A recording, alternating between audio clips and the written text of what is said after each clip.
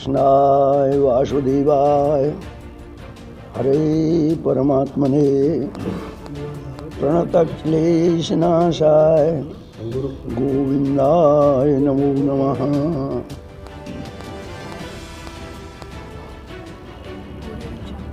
अज्ञानतिमिरान्धस्य ज्ञानाञ्जनशलाकया चक्षुरुन्मीलितं येन तस्मै श्रीगुरुवे नमः।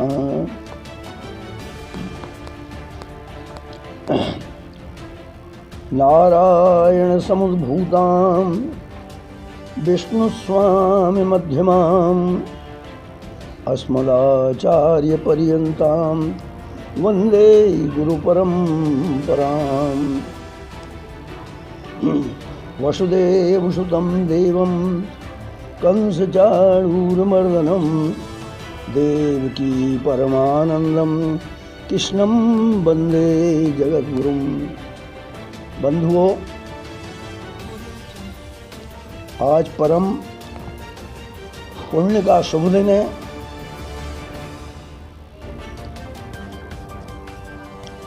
आज हम जिस विषय में इस गोष्ठी को कर रहे हैं, ये एक पुण्यात्मा की जो कि प्रेरणा है।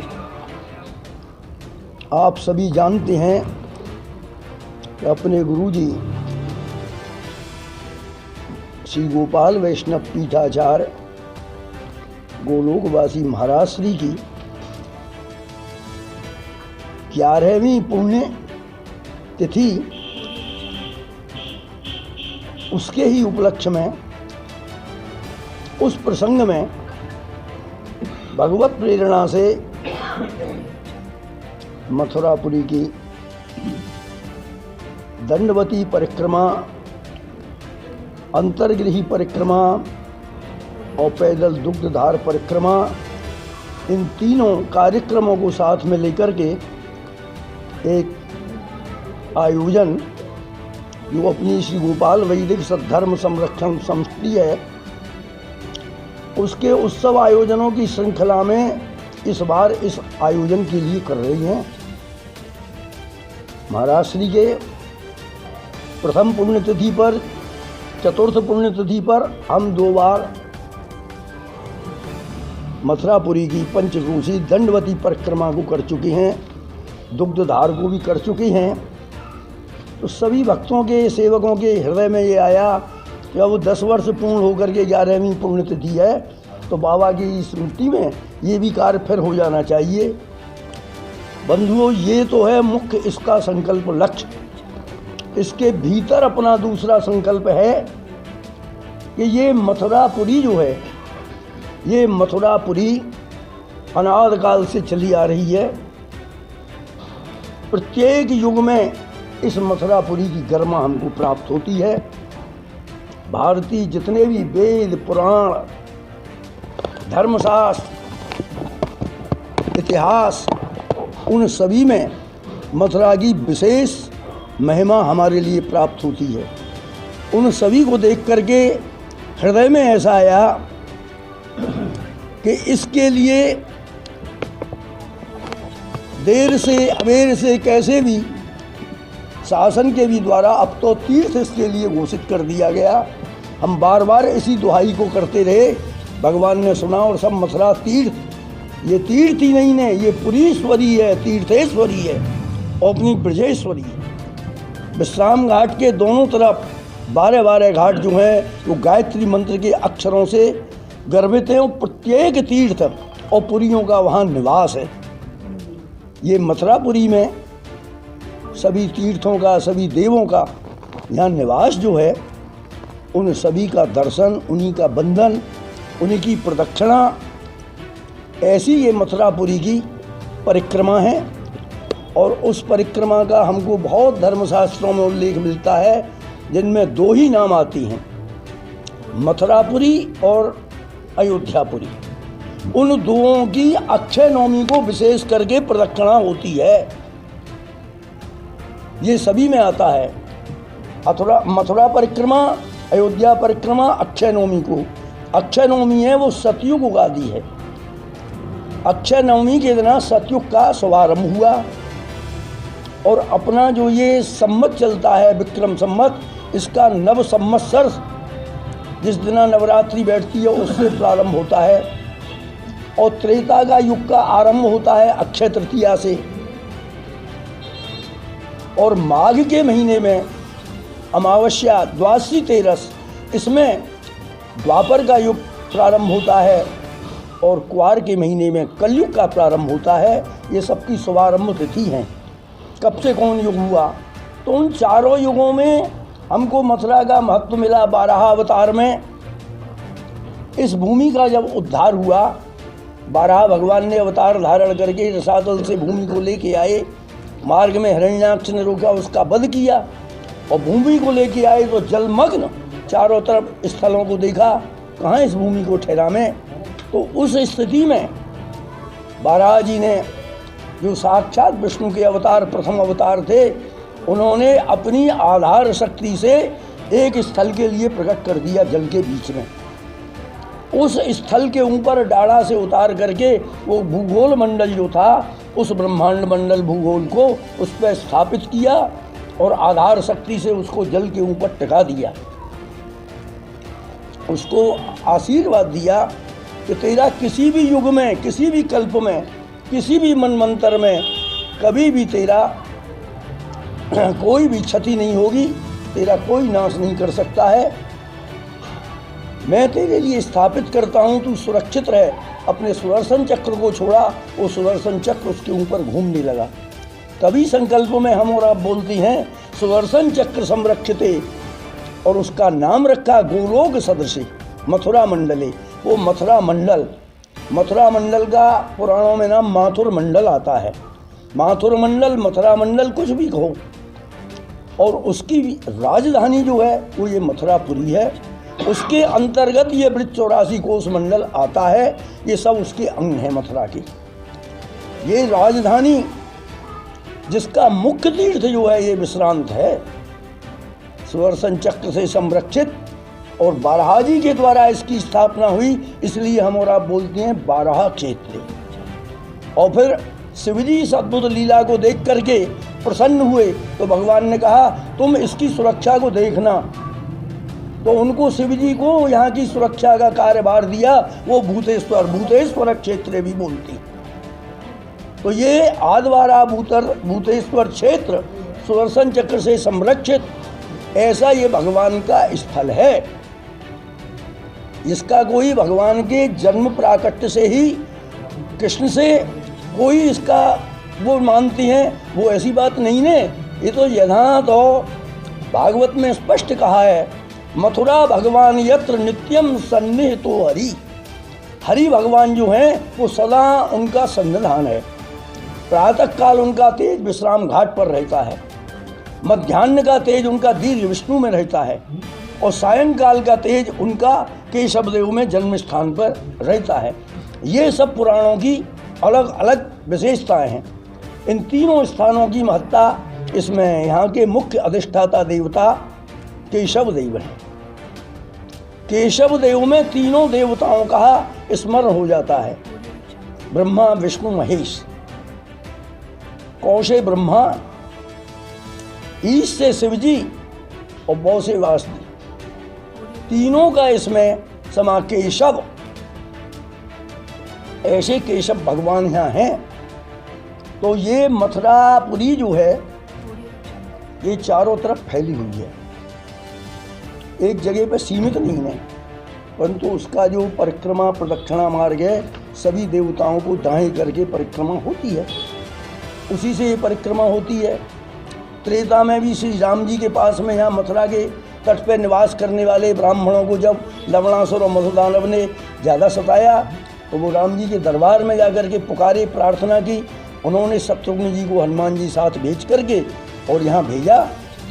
उन्होंने उस लवणासुर के लिए मार करके, जो उसका पिता मधुदानव था, उसने अपने नाम से, क्योंकि उपनिषदों में, वेदों में इसको गोपालपुरी कहते हैं मथुरा को, उसके उपनिषदों में नाम मिलते हैं गोपालपुरी।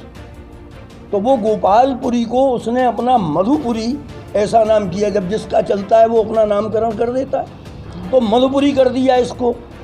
शत्रुघ्न जी आए, उन्होंने उनके वहाँ के राजा को ही मारा, तो उन्होंने कहा इसका नाम अब बदल दें, तो उन्होंने मथुरा नामकरण किया।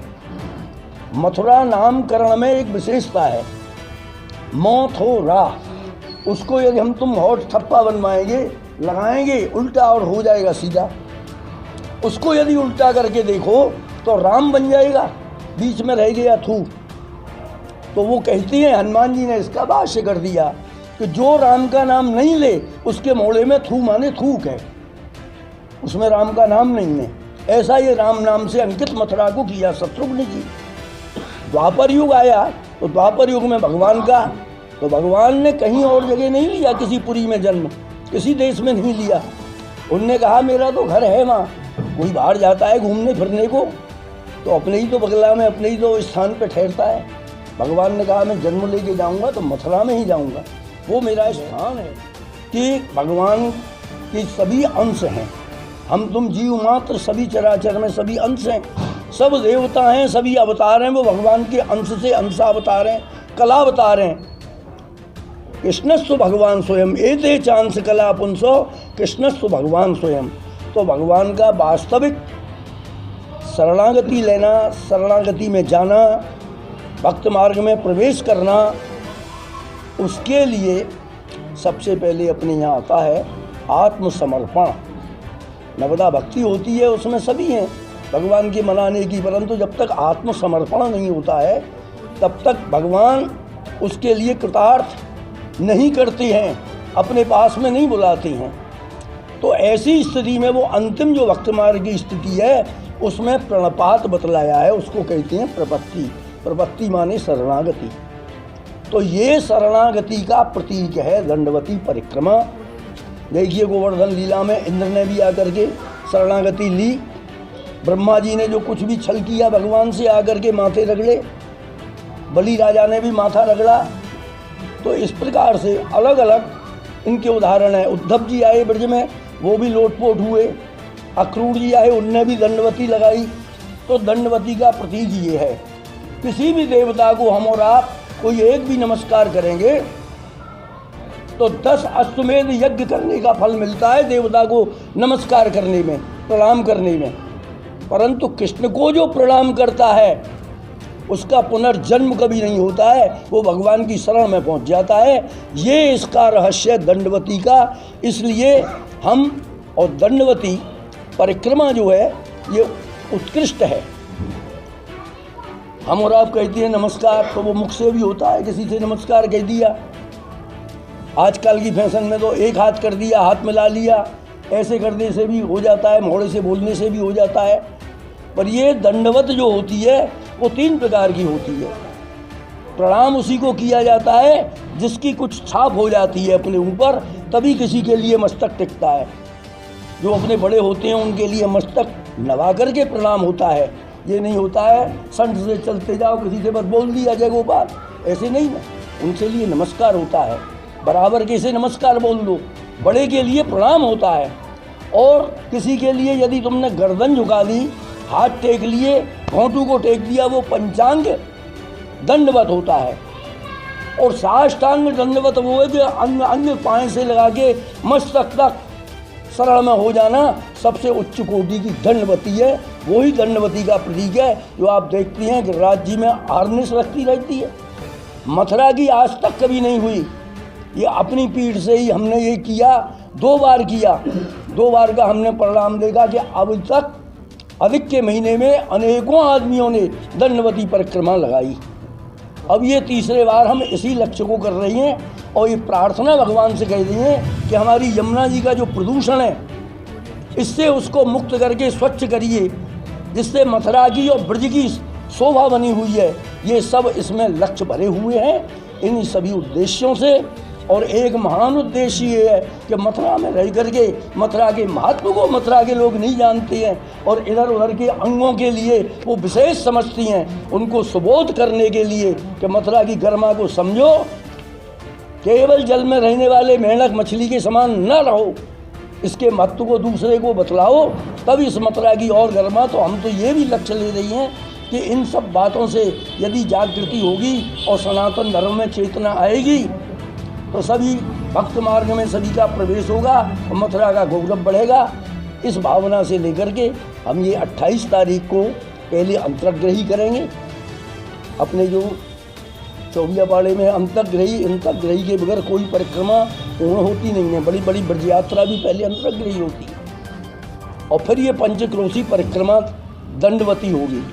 और दंडवती करने के बाद में हमारे जो अधिष्ठाता मुख्य जो गोपाल की ये पुरी है, गोपाल ने ही सब गोचारण की लीला करके इस ब्रज की गरिमा को बढ़ाया। ऐसे गोपाल जी महाराज की हम एक भीतर चतुर्वेद मंडल में ही गोपाल जी की हम परिक्रमा करेंगे दंडवती।